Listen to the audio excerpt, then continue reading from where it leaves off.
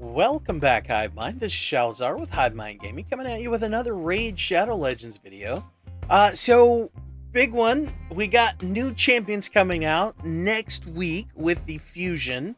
They haven't really said if it's going to be an old school fusion or a fragment fusion. At this point, who the hell knows? Because it's Polarium, and either way, they're probably gonna F it up. So, this is a real-time review of these champions. The only thing I've done is look through the art, scroll down and look through the art. I haven't read any of their abilities, so this is a real-time reaction to these champions. So let's get into it. We've got the Geomancer, who is a epic force attack dwarf. His A1 attacks all enemies, has a 30% chance of placing a 50% decreased accuracy debuff for 2 turns. 30%, that books up to a 40%. That's pretty cool. It's a AoE A1. AoE A1s are always good. His A2 removes all buffs from a target enemy, then attacks them. So kind of like Torment there. Steals all buffs instead if the target is under a HP burn debuff placed by this champion. Oh, that's cool. Reduces the cooldown of Quicksand Grasp, okay, that's his A3, by 2 turns if the target is killed by this skill while under HP burn placed by this champion. It's on a 4-turn cooldown, books down to a 3-turn. And this guy likes to read, as usual. Alright, so Quicksand Grass. We're going to just go ahead and read his Ascended version. Fully depletes the target's turn meter. Fills this champion's turn meter by the amount the target loses. Has a 75% chance, that books up to a 100% chance, of placing an HP burn and a 25% weaken debuff on the target for 3 turns. That's on a 5-turn cooldown, the books down to a 3. Wow, that's pretty darn good. That's kind of solid, guys. Depletes a target's turn meter. Yeah, this guy's doing so much. Like, so much. Alright, his passive decreases the damage all allies receive by 15% and deflects that damage onto each enemy under a HP burn debuff placed by this champion. Whenever this champion is attacked, deflects 30% of the damage instead. Whoa. So, I will have to say it sucks that his... he's throwing up a weaken and HP burn for 3 turns. 3 turns for a weaken. On a 3-turn cooldown. I mean, that's not bad. So he could possibly get up to 3 people at a time with no shenanigans. With shenanigans and different gear sets, things like that, he could possibly even get more. That's pretty good. Whew, he's solid. He's solid. Then we've got Rule the Huntmaster. Now this guy's the actual fusion for next week, which I've already gone over him. Let's see, he's a legendary spirit attack from the Dark Elves. Attacks one enemy, has a 50% chance of placing a 60% decreased defense debuff for 2 turns. Transfers a random debuff from this champion to the target if the target is under a hex debuff. His A2 is attacks all enemies, places an extra hit on enemies under hex debuffs. Will ignore 25% of each target's defense if there are 4 or more enemies are under hex debuffs. Gosh, their language. So it's on a 14 cooldown, books down to 3. And he doesn't have to be the one that places this, obviously, since it doesn't say that on here. So if you have Thea, the Tomb Angel, that could be a thing as well. Alright, places a 50% increase accuracy buff on all allies for 2 turns, then places a Hex debuff on all enemies for 2 turns, also places a Perfect Veil buff on this champion for 2 turns, and fills this champion's turn meter by 50%. It's on a 6-turn cooldown, books down to a 4. Decreases the speed of enemies under Hex debuffs by 5%, and decreases the resistance of those enemies by 10%. Also increases the damage enemies under Hex debuffs receive by 10%, and decreases the value of heals they receive by 30%. That's pretty solid right there, because Thea the Tomb Angel is gonna hit hard because of that right there. That passive makes Thea the Tomb Angel actual viable. These effects do not stack if there are multiple rules on the same team. And then he's got a aura that is ally crit rate in all battles by 20%. Alright, nice. Yeah, he's pretty good. He's pretty good. He looks like he's going to be pretty good, I should say. Alright, next is Hellyer. Legendary Force Defense Bannerlord. So looks pretty cool. Can't wait to see his full art. Attacks one. His A1 is attacks one enemy. Increases this champion's defense by 5% if this attack is critical. Stacks up to 20%. Will also heal this champion by 75% of their defense after attacking if their defense has already been increased by 20%.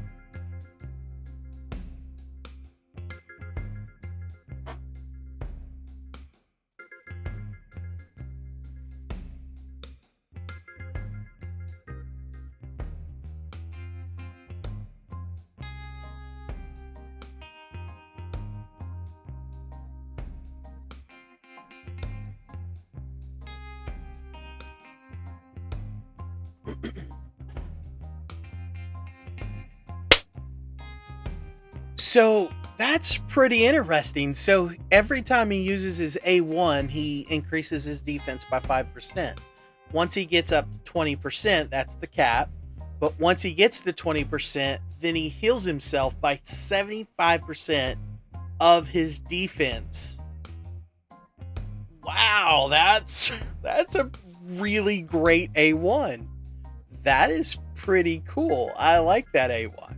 Alright, his A2 attacks all enemies. Places a shield buff on all allies for 2 turns equal to 20% of the damage inflicted. So a miscreated monster ability. His, not as cool as miscreated monster, obviously, because miscreated monster also stuns with him. And that's on a 4-turn cooldown that books down to a 3. And then his A3 is transfers all debuffs from all allies to a target enemy. Wow. Then attacks that enemy with the default skill. So his A1, which is another cool thing because his A1 is a great A1, converts this champion's resist into additional accuracy when using this. What? Wait, what? Holy crap. So you could stack high resistance and moderate accuracy. That is a cool ability. That is a really cool ability because you only need accuracy for this ability. So that's a way to get around needing to worry about accuracy as much. You can just give a moderate accuracy and still be able to use that. That's really cool. I dig it. I dig it. All right, his passive Whenever an ally that has 2 or more debuffs is attacked, this champion will absorb 30% of the damage inflicted on that ally. Oh, that's cool. Okay. That's pretty cool. Alright, and then his aura increases ally resist in all battles by 60%. I like him. I like him a lot, actually. Alright, next. Ooh, yeah. The flower monster, maybe? I don't know what that is. It's got lots of teeth, though. Alright, Gorlos Hellmaul. He's a spirit attack demon spawn. Hungry Shafts. Alright, I'm just going to move on from that name. Attacks one enemy 2 times. Each hit fills this champion's turn meter by 10% if the target is under a decreased defense, HP burn, or decreased accuracy debuff. Okay. So he's going to get... I wonder if it's 10% if the enemy is under one of those, or if it's 10% for each one. That'd be interesting to see. Alright, A2, Raging Hunger, attacks all enemies, has a 75%, which books up to a 100% chance of placing a 60% decreased defense debuff for 2 turns, and it's on a 4-turn cooldown, books down to a 3, so that's pretty cool. And then Gnashing Fangs, or because it's not Gnashing, so I think the G is silent. Gnashing Fangs attacks one enemy, has a 75%, books up to a 100% chance of placing an HP burn debuff and a 50% decreased accuracy debuff for 3 turns. Fills this champion's turn meter by 20% if the attack is critical. It's on a 5-turn cooldown, books down to a 4. I don't know about this guy. I mean, he could definitely be helpful.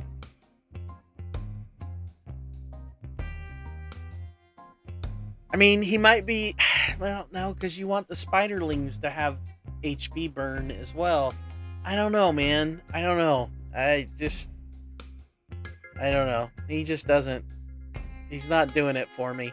Increased ally attack in Doom Tower and Doom Tower battles by 30%. Okay. All right. Next, we've got Hatatsu. Magic defense Shadowkin. That looks like demon spawn. That's kind of interesting. All right. Well, his A1 Red River attacks one enemy, has a 40% chance of placing a leech debuff for 2 turns. Wow, this guy likes to read. So 40% books up to 60%. His A2 Rushing Death attacks all enemies, has a 50% chance that books up to 80% of placing a 50% decreased attack debuff for 2 turns. That's on a 4-turn cooldown that books down to a 3.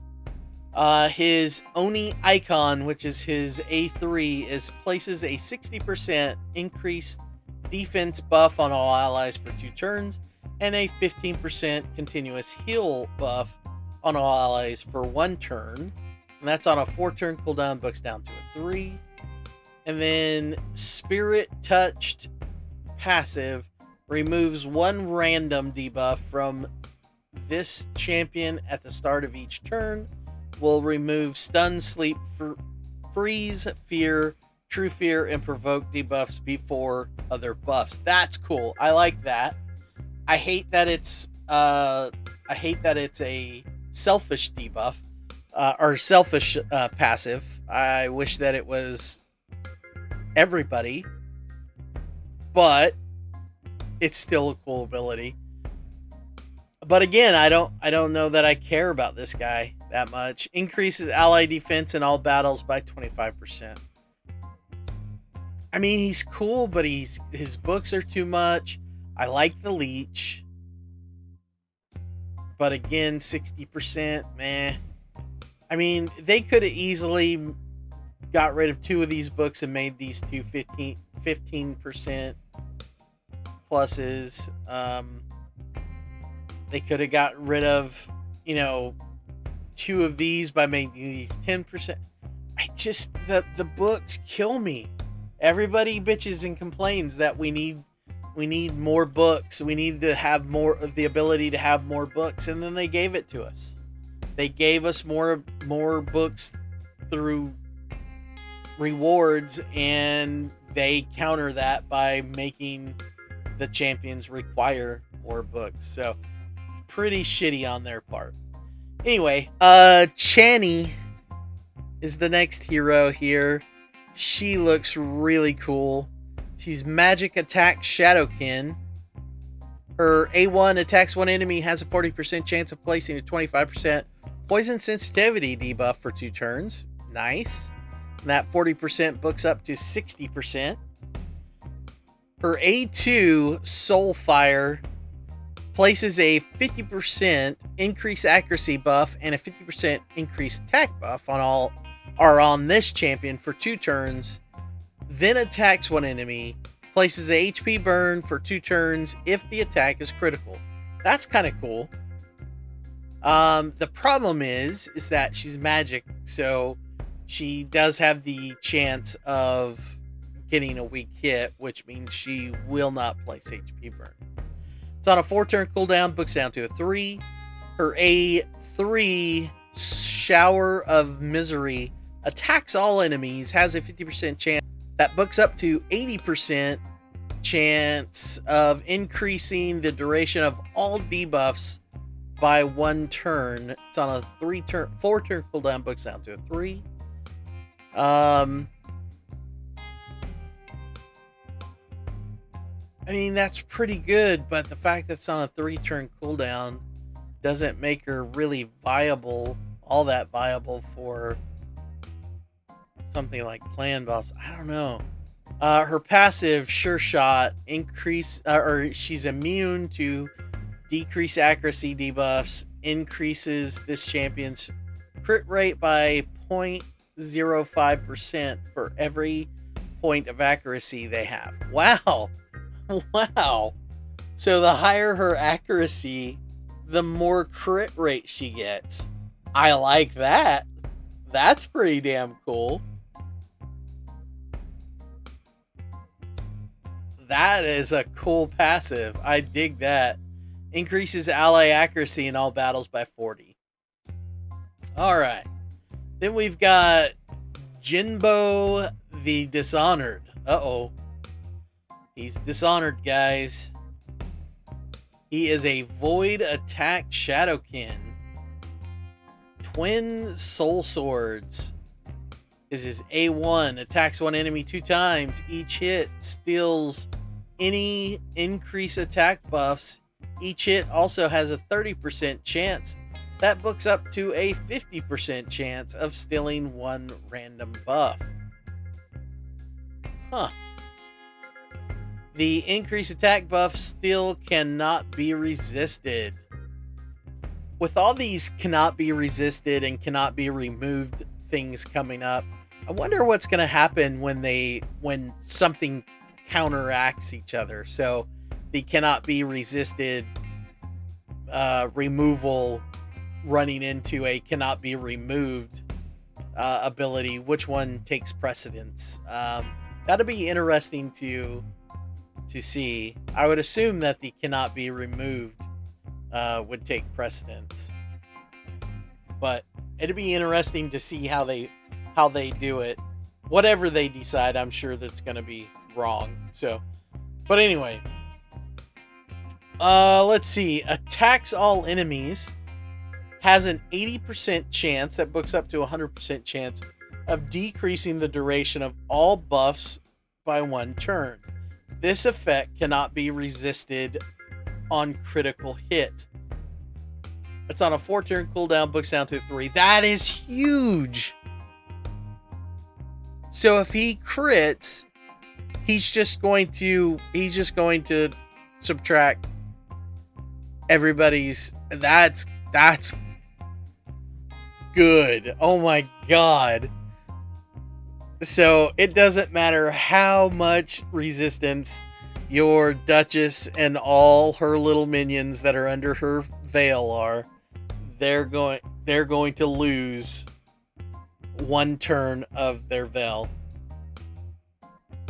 Or Valkyrie's shield, and that is big time, man. That is big time. Because that puts everybody out of sync. They don't get their abilities back as quickly. They're one turn off by losing their buffs versus getting their abilities back. I mean, that's just a huge ability right there. That is huge. All right, A3 places a 30% increased crit rate and a 30% increased crit damage on this champion for 3 turns, then grants an extra turn. It's on a 6-turn cooldown, books down to a 4. So if it's on a 4-turn cooldown, he buffs himself for 3 turns, and then he immediately gets a turn. So it goes from a 4-turn cooldown to a 3-turn cooldown, but he would lose a turn on the increased crit rate and crit damage. So technically he only gets it for 2 turns, but it's on a 3-turn cooldown. It becomes a 3-turn cooldown. So again, the number of books is ludicrous, but the abilities, this guy is awesome. This guy is probably my favorite so far. His passive is Flinty, immune to decrease attack debuffs, will ignore unkillable buffs when attacking under an increased attack buff. Whoa.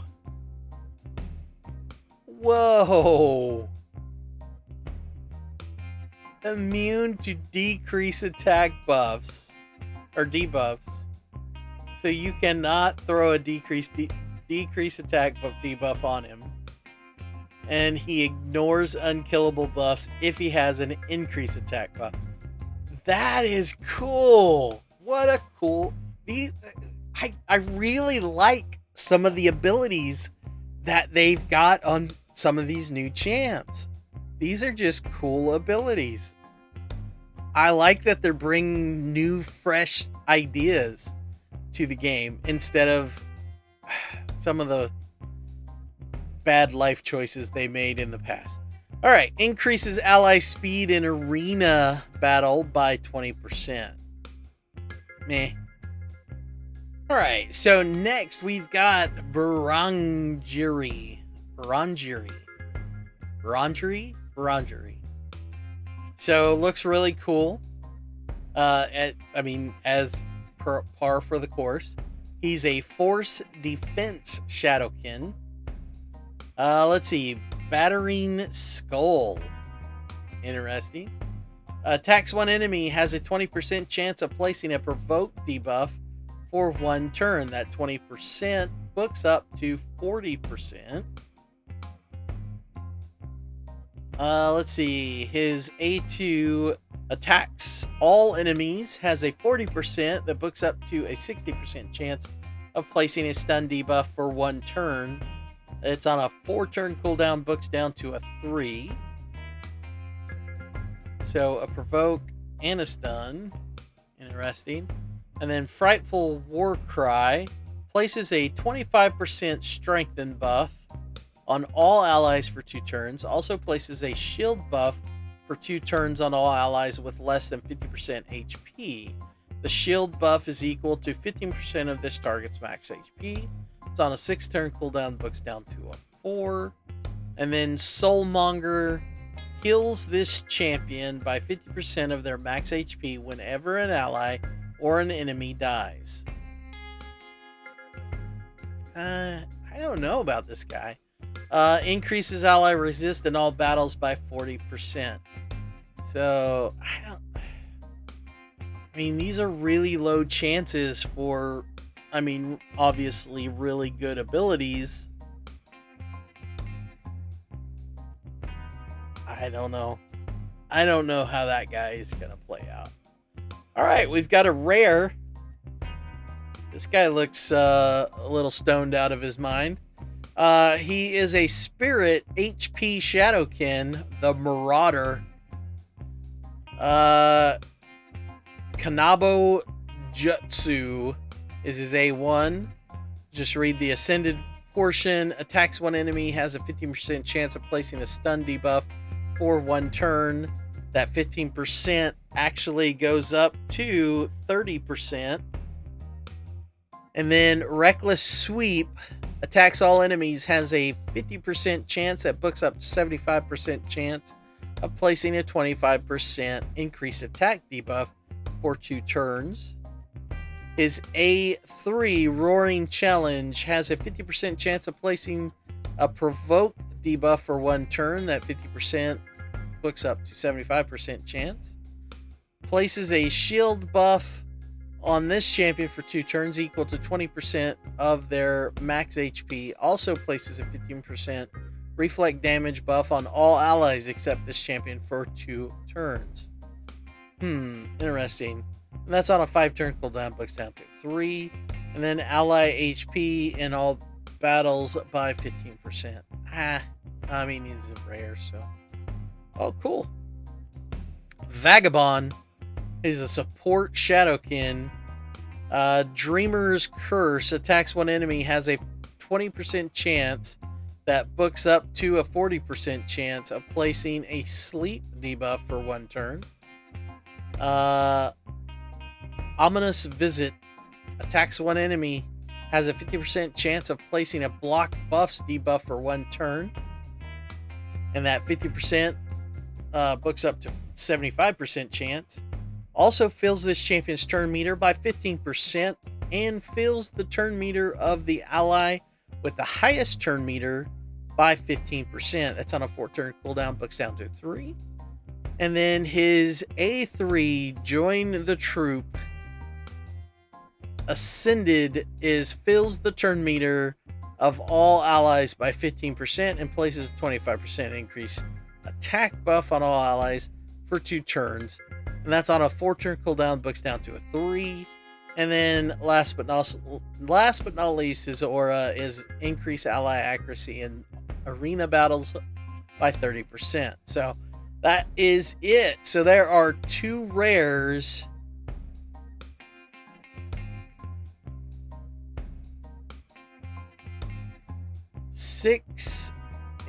Two rares, 6 epics, and 2 legendaries coming out next week.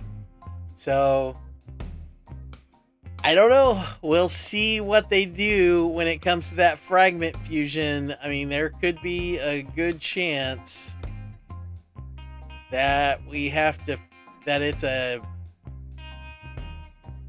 it could be an old school fusion with all these new champions. I mean, would not surprise me in the least if they did that. I mean, absolutely would not surprise me in the least. So if we had to get like 2 copies of each of these guys and then 4 of these guys to fuse to make Ruel, would not surprise me in the least. But anyway, tell me in the comments what you guys think about these new champions. Let me know who's your favorite, who you would love to pull, and what you think about Ruel the Huntmaster, and if you're planning on doing the fusion. So, but either way, that's all I got for this video. So if you like what you've seen and you want to see more, hit the like button and join the Hive by hitting the subscribe button. And we'll see you guys soon. Bye-bye.